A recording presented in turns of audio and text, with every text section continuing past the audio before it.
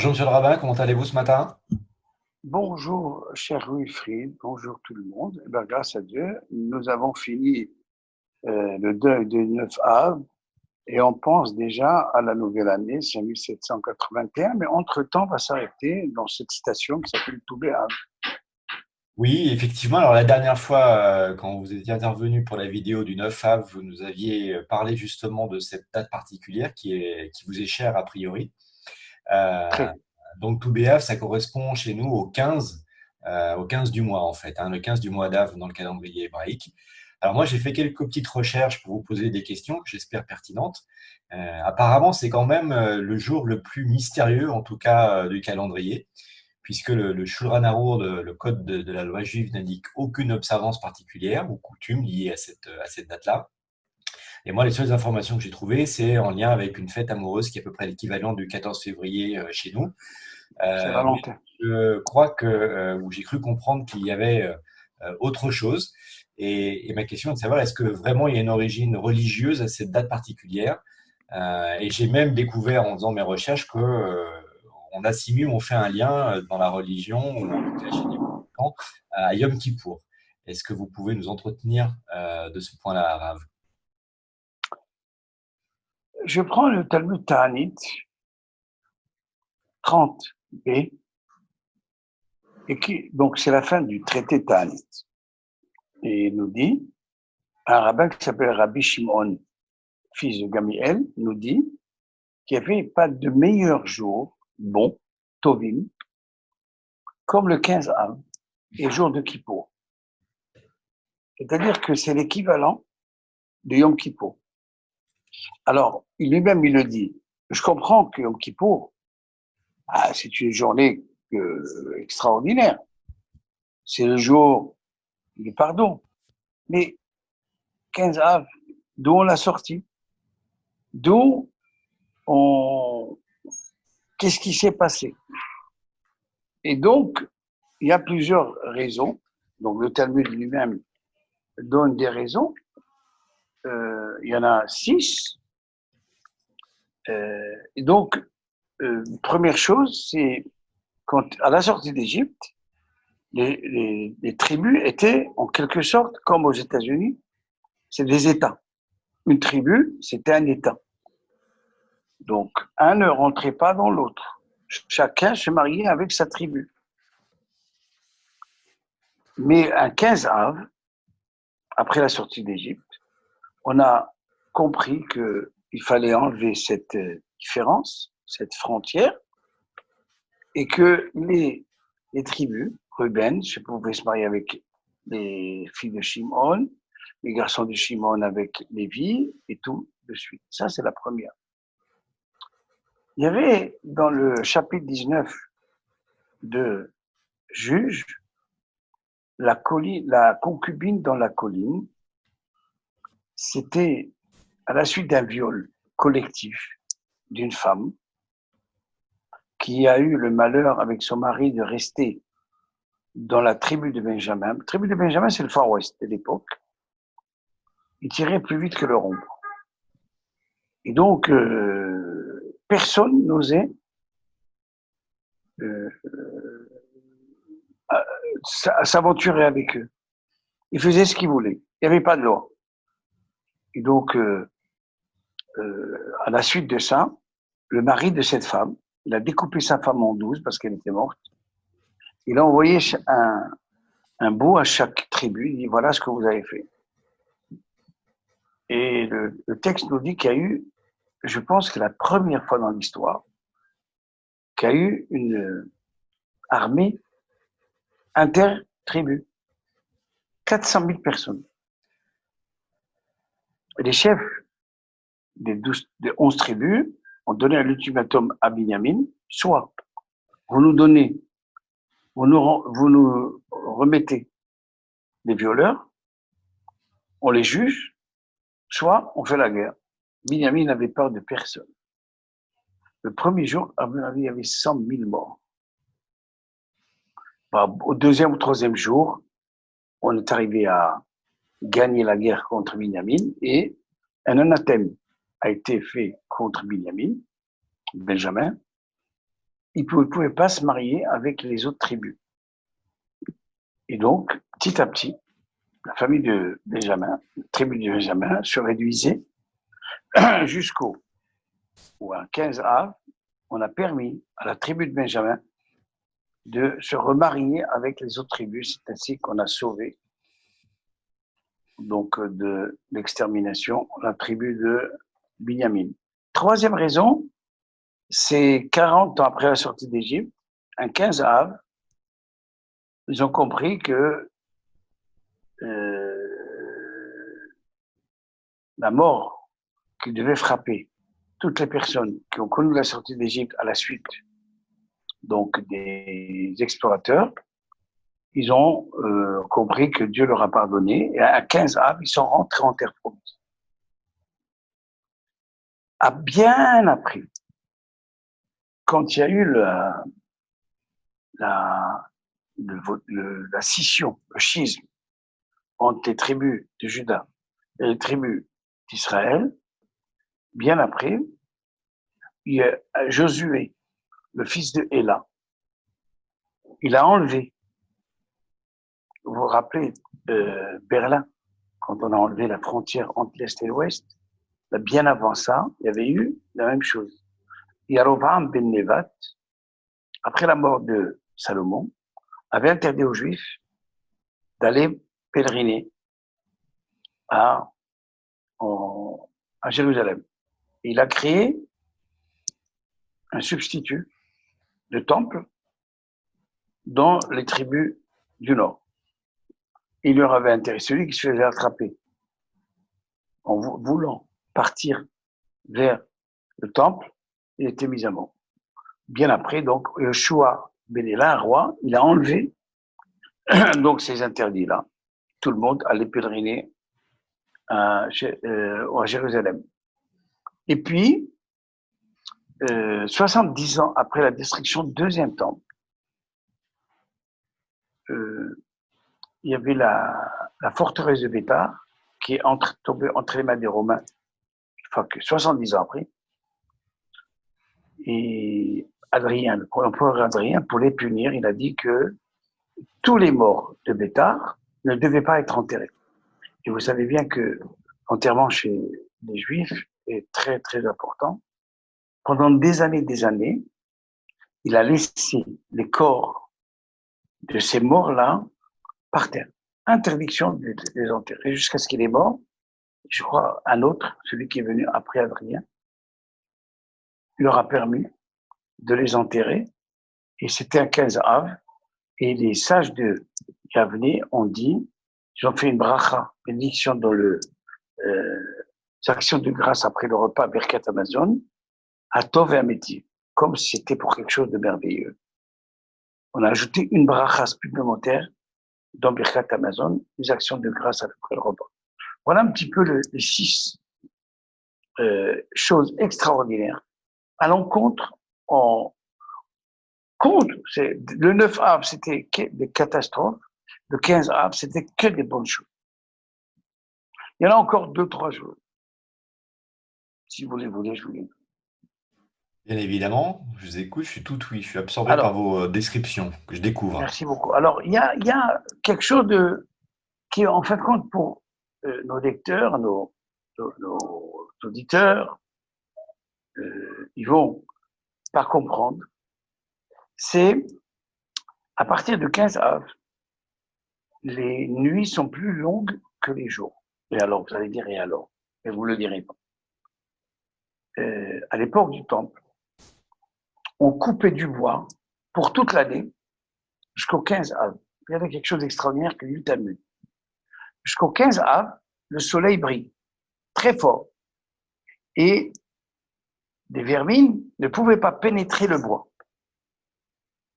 Étant donné qu'à partir du 15 Av, le soleil n'est pas si fort que ça, les nuits sont plus longues que le jour, des petites bêtes pénètrent dans le bois et ce bois n'était plus apte à être conservé pour les sacrifices. Il y avait un bois spécial qui, jusqu'au 15 Av, on le coupait jour et nuit pour avoir assez de bois parce qu'on ne pouvait pas faire le sacrifice avec un autre bois. Brûler le sacrifice, les graisses. Et donc, il fallait faire le maximum jusqu'au 15 av, jour et nuit. Et à partir du 15 av, ils arrêtaient de couper le bois pour ce feu-là, et dès que les gens retournaient à leurs études. Étant donné qu'on aura plus de temps à consacrer à l'étude, donc c'était une grande fête le 15 av, pour dire En fait, la le, nuit, la nuit est traditionnellement réservée ou consacrée à à l'étude, l'étude. c'est pour ça, hein. Voilà. Le jour, c'est pour gagner sa vie, pour avoir tous les ce qu'il faut. Et la nuit, consacrée, il y a des gens qui se lèvent à minuit pour étudier, comme David. Il a écrit ses psaumes à partir de minuit. D'accord, mais est-ce qu'il y a quand même une origine, enfin rapprocher ça à un fondement religieux, ou c'est que des événements qui se sont passés à cette date-là, des événements heureux? Le Talmud d'Anit, il dit, d'après Rabbi Shimon ben Gamliel, donc on parle d'il y a 2000 ans, il disait que cette journée, elle était égale au jour de Kippour. Parce que, en fin de compte, c'est une très belle leçon qu'on peut tirer de cela. Si on peut comprendre, on va comprendre. L'homme peut transformer tout ce qui est profane. Une journée normale peut la transformer en journée exceptionnelle. Il y a des jours on a l'obligation de les célébrer, des convocations, comme les 3 fêtes de pèlerinage, comme Kippour, comme Rosh Hashanah et d'autres. Mais toute l'année, chacun, vous Wilfried ou moi, on peut décider d'une journée, de la transformer en journée merveilleuse. Le 9 av, c'est l'homme qui a créé le 9 av. La destruction du temple, c'est pas Dieu. C'est l'homme qui l'a créé. Parce qu'il a fait le contraire de ce qu'il fallait faire. Le 15 av, c'est une création autre. Et j'ai bien parlé de la meilleure. Le 15 av. Maintenant on arrive à la Saint-Valentin, juillet. Alors Comme justement, vous je, avez dit tout à l'heure. alors Oui, justement, allez-y. je me permets de vous interrompre. En faisant mes recherches, j'ai trouvé des phrases qui m'interpellent et dont j'ai besoin que vous m'éclairiez en tout cas sur le sens. Alors j'avais trouvé que les filles de Jérusalem sortaient et dansaient dans les vignobles et chantaient «Jeune homme, lève tes yeux et regarde qui tu vas choisir».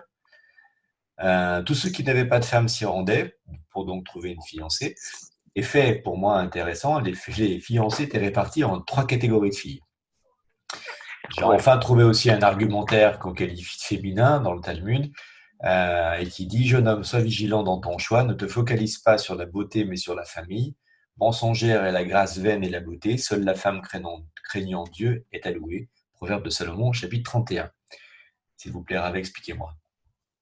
Alors, le Talmud finit, le Talmud de Ta'anit finit par cette anecdote, par ces paroles, le traité de Ta'anit. De quoi il s'agit? Ils disent que c'est une grande garden party. On parle il y a 2000 ans. 2000 ans. Donc, on parle d'un peuple qui est replié sur lui-même, qui est agriculteur et tout. Donc, ce jour-là, toutes les jeunes filles à marier, tous les garçons à marier, sortaient. On imagine la kermesse. On imagine ce qui se passait. Mais tout dans la kedusha, dans la sainteté. Mais donc, chacune, c'est extraordinaire, c'est la journée d'égalité.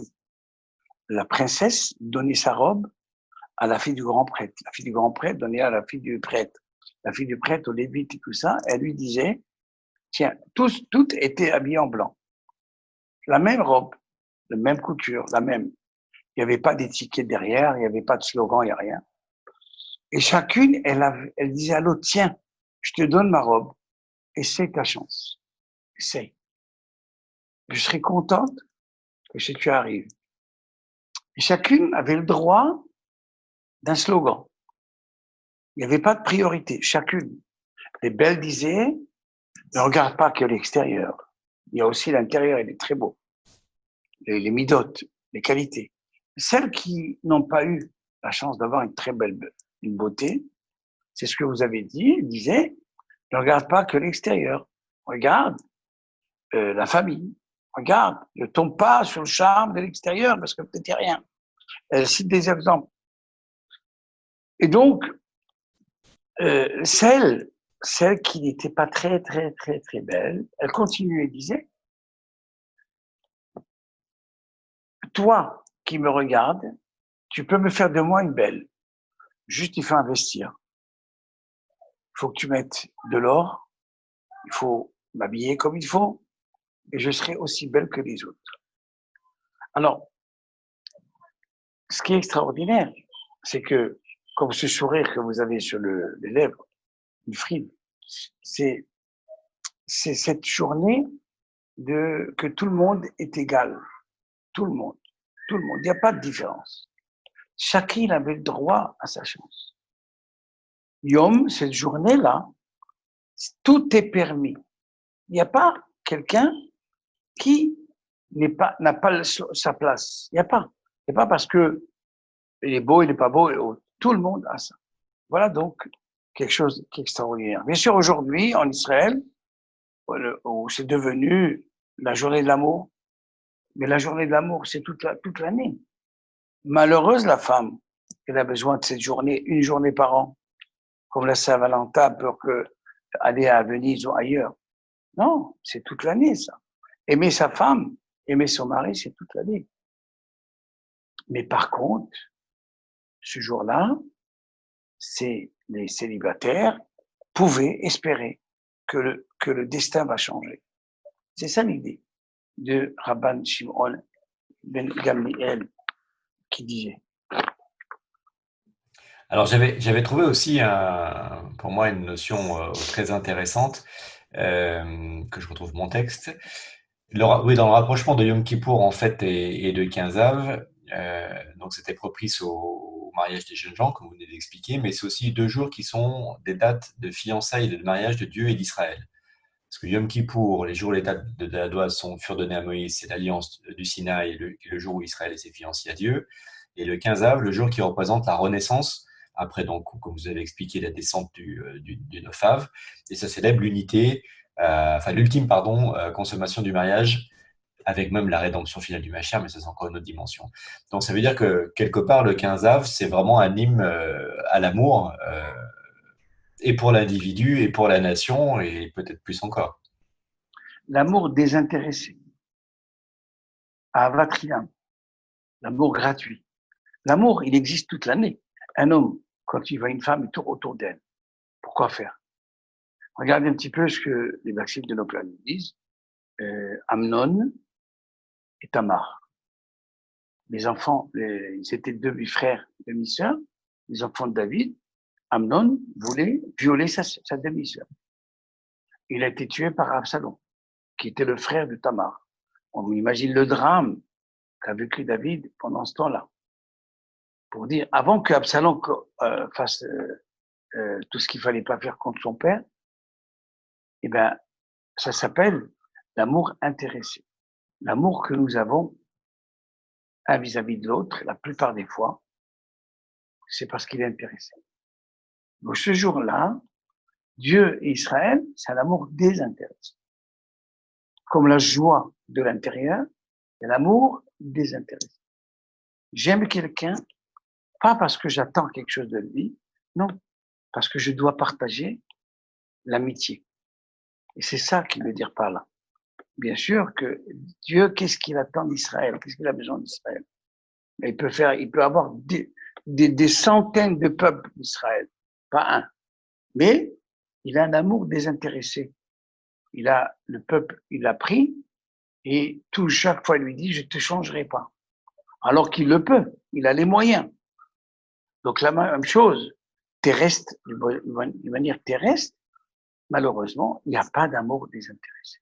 La plupart des fois, c'est vrai, il existe le chesed. Le chesed, la bonté, il existe. Par exemple, quelqu'un qui n'a pas de travail, surtout à cause de la corona et autres, quelqu'un, il va se fatiguer pour lui trouver un travail pour ne pas qu'il soit pauvre. Donc, le meilleur tzedaka d'une personne, c'est de trouver un travail à une autre personne qui n'en a pas pour qu'il la sorte de l'étiquette pauvre. Ça, c'est le chesed. Parce qu'en fin de compte, il va lui donner sa liberté. Voilà, c'est quoi le 15 Av? C'est un amour désintéressé. Mais voilà, on ne peut pas confondre avec le recette qui est une dimension particulière. C'est vraiment l'amour, l'amour universel, l'amour désintéressé évidemment. Donc, est-ce que ça serait de fait la clé pour réaliser l'union sacrée d'une part entre les peuples, c'est d'amour désintéressé de l'autre, hein, sortir du cadre du couple, mais l'étendre à la nation et l'étendre aux nations. Et puis, in fine, c'est aussi cet amour désintéressé qui est le seul à même de nous permettre de nous relier quotidiennement à Dieu. Qu'en pensez-vous? Alors, c'est aussi peut-être la question que vous posez normalement à la fin. Qu'est-ce que le 15 Av pour les nations? Mais vous avez déjà répondu vous-même. Mais je veux, si je peux me permettre de compléter un petit peu, c'est un microcosme. Tout ce qui est dans la Torah, c'est pour les Juifs, mais tout le monde peut se servir. Tout le monde. Il n'a pas besoin de demander la permission. On peut. Le 15 Av, si ça a pris cette place dans le Talmud, on a fini un traité de Talmud avec l'amour gratuit. C'est-à-dire que les nations, les non-juifs, peuvent travailler. Et chez les autres religions, ils ont ça. Les sœurs dans les hôpitaux, tous ceux qui ont aidé les autres pendant la pandémie, la corona, ça c'était Avatrinam. Donc, le chesed, c'est une chose, comme vous avez dit, c'est cette bonté. Mais s'il y avait dans le chesed même l'amour gratuit, c'est-à-dire que donner à quelqu'un quelque chose avec le sourire, avec l'intérieur, Avatrinam, l'amour gratuit en plus. C'est le couronnement. Donc, c'est rien du tout. Avatrinam, c'est plus facile à faire que le chesed. Le chesed, c'est donner de soi. Ça, beaucoup de gens le font et on peut être fier de ça. Mais ajouter Avatrinam, parce que la plupart des fois, on fait plein de choses parce qu'on attend quelque chose. On attend peut-être une reconnaissance. Mais imaginons, on peut rêver que je puisse faire demain, ce soir et demain, des actes du chesed avec amour gratuit.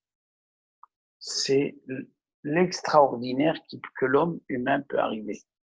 Alors c'est pour ça que je termine en disant, c'est entre nos mains de transformer quelque chose de banal, quelque chose de rien, en quelque chose de très beau. C'est nous. Si on fait l'avatrinam, l'amour gratuit entre nous, sans distinction ni de race, ni de religion, de couleur, ni quoi que ce soit, le faire toujours avec un sourire, avec amour désintéressé, je pense que tout le monde tirera quelque chose de très beau là-dedans.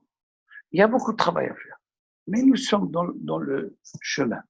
Nous arriverons avec l'aide de Dieu. Amen, Arav.